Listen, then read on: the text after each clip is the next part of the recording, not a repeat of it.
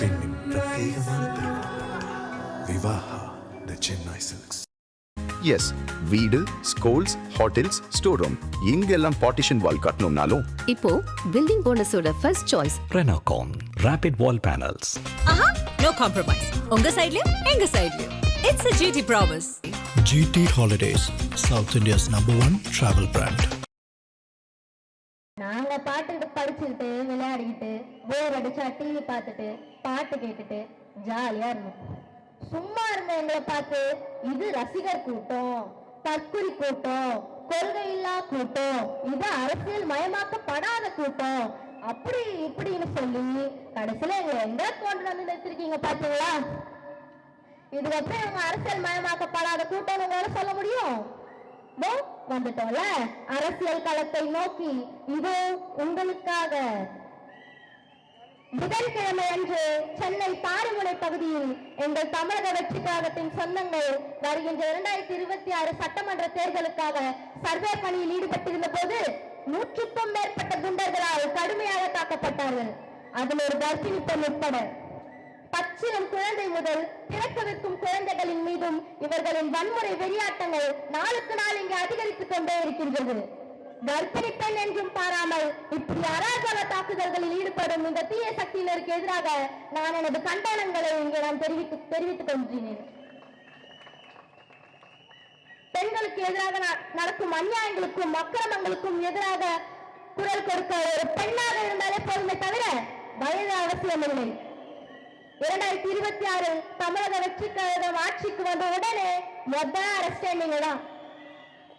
இதை நான் இங்கு 2026 முதலமைச்சர் தமிழக வெற்றி கழகத்தின் தலைவர் தளபதி அவர்களிடம் முதல் கோரிக்கையாக வைக்கின்றேன். அதுக்கப்புறம் எப்படி பெண்கள் மேல கை வைக்கிறீங்கன்னு பாக்குறேன். இவர்கள் இந்த அராஜக அத்துமீறல்களுக்கு ஒட்டுமொத்த தமிழக மக்களும் பதிலளிக்கதான் போகிறார்கள். 2 வயது குழந்தை, 3ஆம் வகுப்பு படிக்கும் குழந்தை, 4ஆம் வகுப்பு மாணவி என்று வயது வரம்பு பார்க்காமல் இந்த அரக்கர்கள் இங்கு நடத்தி கொண்டிருக்கும் வெறியாட்டங்களை இந்த அரசாங்கம் ஏற்றுக்கொள்ளுமையானால் பெண்களுக்கு எதிராக நடந்து கொண்டிருக்கும் கொடுமைகளை எதிர்த்து ஒரு பெண் பேசும் பொழுது அதையும் இந்த ஆளும் அரசாங்கம் ஏற்றுக்கொள்ளதான் வேண்டும். ஆனால் பெண்களாகிய நாம் உயிரினும் மேலாக மானத்தை கருதுகின்றோம். ஆனால் ஒரு சில பெண்கள் கேவலம் பணத்திற்காக இந்த தீய சக்தியின் தூண்டுதலால் தமிழக வெற்றி கழகத்தின் சொந்தங்கள் மீது அவதூறு பரப்பி வருகின்றனர். இதை தமிழக மக்கள் ஒருபோதும் ஏற்க மாட்டார்கள் என்று 2026 தேர்தல் மூலம் உங்களுக்கு பதிலளிப்பார்கள். இவ்வளவு பெண்கள் இருக்கீங்க, உங்களை யாராவது காசு கொடுத்தோ உங்களை கடத்திட்டு வந்துட்டு உட்கார வச்சிருக்காங்களா? நீங்க சொல்லுங்க. எங்க அண்ணனுங்க உங்ககிட்ட அந்த தீய சக்தி சொல்ற மாதிரி நீங்க தமிழக வெற்றி கழகத்துக்கு தான் வாக்களிக்கணும்னு மிரட்டி இருக்காங்களா? ஒரு வீடியோ பார்த்தேன். அதுல நம்ம தீய சக்தியில 2 பெண்கள் இருக்காங்க. அவங்க என்ன சொன்னாங்கன்னா டிவிக்கு 10 பேர் வந்தாங்கப்பா, டிவி கேக்குதா நீ ஓட்டு போனான்னு நெஞ்சிலேயே குத்துறாங்கப்பா அப்படின்னு சொல்லியிருந்தாங்க. கேட்கறதுக்கே சிரிப்பா இருக்கணும். யாராச்சும் இந்த மாதிரி 2 வாக்கு கேட்பாங்களா? எனக்கு சிரிப்பாதான் இருந்தது. என்ன பண்றது? இன்னும் எத்தனை நாளைக்குதான் பெண்கள் நீங்க வாயத்தை இருந்து பேசாம இருப்பீங்க? எத்தனை நாளைக்குதான் அவங்க செய்யற அராஜகங்களை பொறுத்துக்கிட்டு ஊமையோட இருக்க போறீங்க? பெண்களுக்கு எதிராக நடக்கும் அத்தனை கொடுமைகளுக்கும் எதிராக தமிழக வெற்றி கழகத்தின் சொந்தங்களான நாங்கள் பேசுவோம். நாளை என்னை போன்ற பல பெண்களுக்கு எதிராக நடந்து கொண்டிருக்கும் கொடுமைகளை எதிர்த்து களம் புகுவார்கள். அதற்கு நான் ஒரு ஆரம்பம் என்றால் அதை நான் தைரியமாக முன்னெடுத்து வைப்பேன்.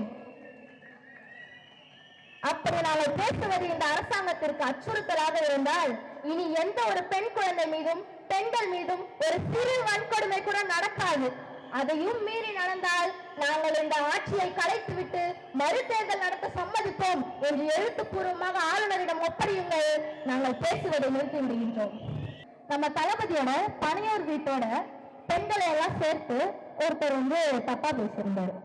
அவருக்கு பதில் சொல்லணும். இப்படி சொல்லணும்ல, ஒரு பெண் குழந்தை தன் தாய்மாமனின் சீர்பெற பனையூர் வீட்டிற்கு செல்லும் ஒரு மாணவி தான் பெற்ற முதல் மதிப்பெண்ணை தனது ஆசானிடம் காண்பித்து பரிசு பெற பணியூர் வீட்டிற்கு செல்வாள்.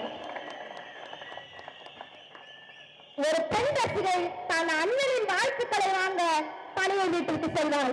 ஒரு தாய் குலம் தனது பிள்ளையை அரவணைக்க பணியூர் வீட்டிற்கு செல்வார். ஒரு மூதாட்டி தன் பேரனை வாழ்த்துவதற்காக பணியூர் வீட்டிற்கு செல்வார். இப்படி எங்களின் தளபதியை தாய் மாமனாக, ஆசானாக, அண்ணனாக, பிள்ளையாக, பேரனாக நினைத்து பணியூர் வீட்டிற்கு செல்வதற்கு எங்களுக்கு நிறைய காரணம் உள்ளது.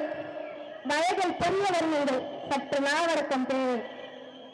உங்களையும் சேர்த்து வழிநடத்தும் கடமை எங்கள் தலைமுறையினருக்கு உண்டு. அதனால் திரும்ப முயற்சி செய்யுங்கள். இல்லை என்றால் ரொம்ப பாவம், ரொம்ப பாவம். இந்த வாய்ப்பை வழங்கிய எங்கள் குன்றத்தூர் வடக்கு ஒன்றிய செயலாளர் திரு பரணி எஸ் விநாயகம் அண்ணன் அவர்களுக்கு நன்றியை தெரிவித்துக் கொண்டு விடைபெறுகின்றேன். நன்றி, வணக்கம். நன்றி உரை சொல்றதுக்கு முன்னாடி ஒரு சின்ன விஷயம் சொல்றேன். அதாவது கவர்மெண்ட் அப்படின்றதுக்கு வந்து நம்ம படிக்கும் போதே ஒரு விளக்கம் கொடுத்திருப்பாங்க. அதாவது government of the people, by the people, for the people. அதாவது மக்களுக்காக, மக்களோட நலத்துக்காக, மக்களுக்காக மட்டும்தான் கவர்மெண்ட் இயங்கணும். ஆனா இப்ப நடக்கிற ஆட்சியில மக்களுக்காக இயங்குதா? எத்தனை போராட்டங்கள் அங்கன்வாடி ஒர்க்கர்ல இருந்து, அதுக்கப்புறம் தூய்மை பணியாளர்கள் இருந்து, ஆசிரியர்கள் இருந்து, பஸ் கண்டக்டர், டிரைவர்ஸ் எல்லாருமே போராட்டம் பண்ணிட்டு இருக்காங்க. அவங்களுடைய சாதாரண வால் உரிமைக்காக மக்கள்கள் போராட்டம் பண்ணிட்டு இருக்காங்க. நம்மளுடைய ஒரு உரிமைய நமக்கு கிடைக்காம பண்ணிட்டு இருந்தாங்க இந்த 5 வருஷம். இதுக்கு மேலதான் அவங்களை நம்பி நம்ம ஒருபோதும் இருக்கக்கூடாது. நீங்க வாக்களிக்க வேண்டிய சின்னம் விசில் சின்னம். சென்னை புறநகர் மாவட்ட கழக செயலாளர் அண்ணன் திரு ECR P. சரவணன் அவர்களின் வருகைக்கு உங்கள் அனைவரின் சார்பாக எனது மனமார்ந்த நன்றியை தெரிவித்து, உங்கள் அனைவருக்கும் எனது நன்றியை தெரிவித்து இந்த உரையை நன்றி, வணக்கம்.